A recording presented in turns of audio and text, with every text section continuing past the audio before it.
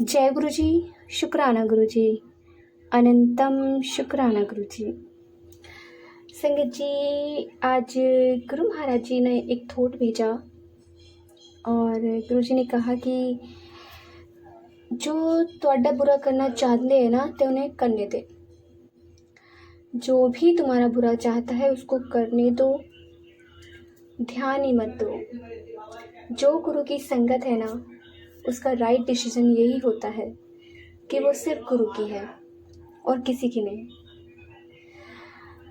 जो हमारे आसपास के लोग होते हैं ना संगत जी, हम उनको कितना ही डिस्क्राइब कर लें वो नहीं समझ पाएंगे कि गुरु जी का अपनी संगत के साथ क्या रिलेशन है, क्या उनका सोल का रिलेशन है, वो कभी नहीं समझ पाते संगत जी।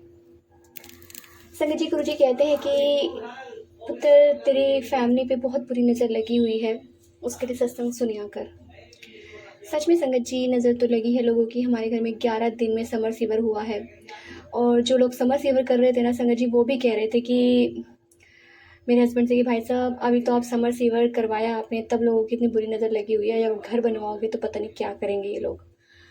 तो इंसान को भी ना समझ आ जाता है, जो अच्छे लोग होते हैं उनको फीलिंग आ जाती है कि आसपास के लोग जो हैं वो कैसे हैं, क्या उनकी वाइब्स है। संगत जी, आज एक छोटा सा सत्संग मेरे साथ हुआ। मैं अपनी घर की नींव रखने के लिए पंडित के पास गई पूछने की भी मुहूर्त बता दे पंडित जी, कब रखनी है कब नहीं रखनी है।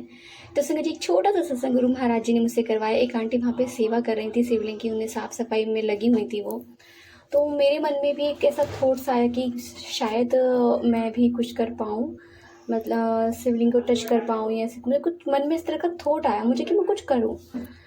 तो उसी वक्त देखो गुरु महाराज जी ने मुझे तुरंत सेवा बख्शी और वो जो आंटी सेवा कर रही थी वो मुझे इशारे से कह रही है कि करो, झाड़ू लगाओ। मुझे लगा पता नहीं क्या कहे जा रहे हैं इशारों में। मैंने कहा क्या बोल रहे हो आप? कहते झाड़ू लगाओ। तो जहाँ एक अंकल झाड़ू छोड़ कर गए थे, उन्होंने आधे में लगाई थी, वो मेरे सामने ही लगा रहे थे, फिर वो उन्होंने छोड़ दी थी। तो मेरे में वहाँ से मैंने स्टार्ट करा तो आंटी कहती है नहीं पीछे से लगाओ वरना सर में दर्द हो जाएगा। फिर मैंने पीछे से स्टार्ट किया थोड़ा थोड़ा लगा के, फिर मैंने लास्ट में, और मैं झाड़ू लगाते लगाते सोच रही थी, मैंने कहा लो अभी तो मेरे मन में सिर्फ थॉट ही आया था इस तरह का और गुरु जी ने मुझे तुरंत सेवा बख्शी। और संगत जी, एक और गुरु महाराज जी ने मुझे, कहते ना सेवा का फल ज़रूर मिलता है, मेवा ज़रूर मिलता है। तो मैं नींव रखने के लिए गुरु पंडित से पूछ रही थी तो उन्होंने मुझे हनुमान जी का चोला दिया पंडित जी ने, कि घर के लिए शुभ होता है नींव में दबा देना इसे। और माता लक्ष्मी की एक उन्होंने कहा धार्मिक बुक में दे रहा हूँ अपने पास से, और तो उसे भी दबा देना। बाकी जो सामान उन्होंने मुझे लिखवाया वो लिखवा दिया। बाकी रेड चोला हनुमान जी का जो चढ़ाते हनुमान जी को वो, और माँ वैभव की लक्ष्मी माता की जो बुक आती है व्रत वाली वो, कि ये धार्मिक बुक है, ये सारा सामान एक साथ इस लाल कपड़े में रख के दबा देना नींव में, शुभ होता है, घर के लिए अच्छे होते हैं। तो गुरु महाराज जी ने देखो मुझसे सेवा ली और मुझे मेवा भी तुरंत के तुरंत दे दिया। सच में गुरु महाराज जी प्रैक्टिकल करते हैं, एकदम से चमत्कार कर देते। मैंने तो सोचा भी नहीं था संगत जी कि मुझे वो पंडित जी मतलब माता लक्ष्मी जी की वो किताब देंगे और हनुमान जी का चोला मुझे देंगे। उन्होंने मुझसे कहा था रेड कपड़ा खरीद लेना, पर उन्होंने कहा नहीं मैं अपने पास से दूंगा। तो मतलब एकदम से ना इंस्टेंट गुरुजी ने कर दिया। कहते थे ना गुरुजी अपने टाइम में कि संगत तुम लोगों को पता ही नहीं है, तुम लोग मुझे किसके आगे बैठे होते, मैं जो भी करता हाँ ते प्रैक्टिकल करता हाँ, आप सबको बिल्कुल करके दिखाता हूँ। और जितने भी गुरु हैं उन सबकी तरह नहीं करता हूँ, जो भी है तुम्हारे सामने तुम्हें करके दिखाता हूँ। तो शक की कोई गुंजाइश ही नहीं बचती है संगत जी। मैं अंदर ही अंदर इतनी खुश थी कि मैंने कहा देखो बिन मांगे मुझे गुरु महाराज जी ने इतना दे दिया। और जब हम मांगते हैं तब गुरु जी नहीं देते, क्योंकि वो हमारे लिए टाइमिंग अच्छी नहीं होती है। मैं इस टाइम अपनी हेल्थ को लेके बहुत ज़्यादा परेशान हूँ और रोना भी आ जाता है कि गुरु जी कितनी परीक्षा लोगे, बहुत परीक्षा, 18 साल से परीक्षा ही दे रही हूँ। और मतलब जब से होश संभाला है, जब से परीक्षाएँ चल रही हैं मेरी, पता नहीं कितने माड़े कर्म कर रखे मैंने जो इस जन्म में काट रही हूँ, भोग रही हूँ। और इस गैस का तो मुझे समझ में नहीं आता, जब से होश संभाला है पता नहीं गैस ही गैस गैस ही गैस गैस ही गैस, समझ ही नहीं आता कि मतलब कहाँ से है। ऐसे गैस नाम का कौन सा मेरे पेट में घुस के बैठा है जो गैस खत्म ही नहीं होने देता। पेट बहुत फूल चुका है, समझ नहीं आता। देखो जब भी करेंगे तो गुरुजी ही करेंगे, गुरुजी ब्लेस करेंगे, गुरुजी क्या करते हैं, क्योंकि मुझे तो कभी दवाइयाँ भी सूट नहीं करती। अगर मैं दवाइयाँ भी लेती हूँ तो 2-3 दिन के बाद दवाइयाँ मुझे नुकसान करना स्टार्ट कर देती हैं, मुझे बिल्कुल सूट नहीं करती दवाइयाँ।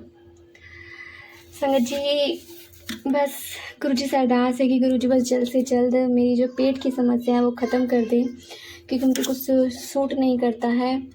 कभी कभार बस गुरुजी की कृपा से खा लेती हूँ थोड़ा बहुत जो खाना होता है, वरना अदरवाइज़ तो मैं सोच समझ के सोचती हूँ कि मतलब खाऊं या ना खाऊं। बस गुरुजी कराते रहते हैं सब कुछ। गुरुजी कहते हैं कि ਤੁਹਾਡੇ जो माड़े कर्म है ना तो वो तो तुमने ही काटने हैं। गुरुजी मुझे एक और मैसेज भेज रहे हैं संगत जी। गुरुजी कहते हैं कि तुम्हारे परिवार पर ना कोई कष्ट आने वाला है और कोर्ट से या थाने के चक्कर काटने पड़ सकते हैं। गुरुजी मुझे ये मैसेज भेज रहे हैं। मैं गुरुजी से बस यही कहूँगी, गुरु महाराज जी जो भी है जैसा भी, मेरे घर कोई पुलिस नहीं आनी चाहिए, कोई कुछ नहीं होना चाहिए, क्योंकि अभी 1-2 और केस हैं जो मेरे हस्बैंड के नाम पर, मेरे नाम पर चल रहे हैं, अभी ख़त्म नहीं हुए हैं। बस मैं गुरु से अरदास करूँ, गुरु जी संभाल लेना, जिस तरह से आपने पहले संभाला इस बार भी संभाल लेना। कोई कोर्ट कचहरी ना हो, कोई कुछ ना हो, प्लीज़ संभाल लेना गुरु जी। कोई भी प्लीज़ नहीं आनी चाहिए, पुलिस नहीं आनी चाहिए मेरे घर पे। जय गुरु जी। शुक्राना गुरु जी। संगत गुरु शुक्राना जरूर करिए। शुक्राना सब में बहुत ताकत होती है, बहुत ब्लेसिंग्स होती हैं गुरु जी की। और गुरु जी बताते हैं कि जो मेरी आंखों में प्रॉब्लम रहती है तो गुरु जी उसके लिए भी मैसेज भेज रहे हैं कि तेरा ना चश्मा हट जाएगा। गुरु जी ने जो दवाई बताई है उसको तो कर ले, इस तरह से कुछ मैसेज आ रहा है संगत जी। और मैंने सत्संग सुना नहीं है, ज़रूर सुनूंगी इस सत्संग को तो, क्योंकि मिक्स पीस मेरे लिए गुरु जी ने भेजा है। तो संगत जी चश्मे से मतलब रिलेटेड मुझे बहुत सारे सत्संग आए बहुत पहले। मेरी आँख ना बहुत ज़्यादा वीक, मतलब कमज़ोरी समझ लो, अब तो कमज़ोरी हो गई, दिखना बहुत कम हो गया है, तो बिना चश्मे के तो दिखता ही नहीं है। और आँखों में ना हर वक्त ऐसे रहता है ढीढ़ निकलती नहीं है, कितना ही साफ़ सफाई कर लूँ, कितना ही कुछ कर लूँ, निकलती नहीं है। अभी कल मैं डॉक्टर को दिखाने गई तो मैंने डॉक्टर को पूछा, गुरु जी को, डॉक्टर जी मेरे को इस तरह से एलर्जी क्यों हो रही है?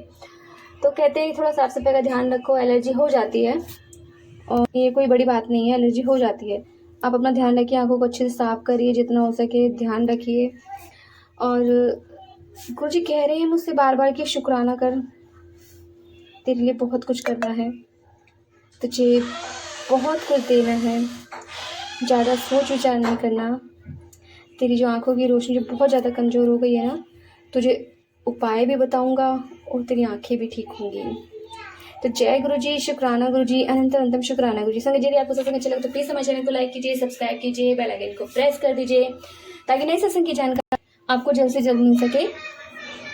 संगत जी आप भी अपना सत्संग शेयर करना चाहते हैं तो आप हमें हमारे व्हाट्सअप नंबर पर लिखकर भेज सकते हैं, रिकॉर्ड कर भेज सकते हैं। आपके सत्संग भी और संगतों के साथ शेयर किए जाएंगे। जय गुरु जी। शुक्राना गुरु जी।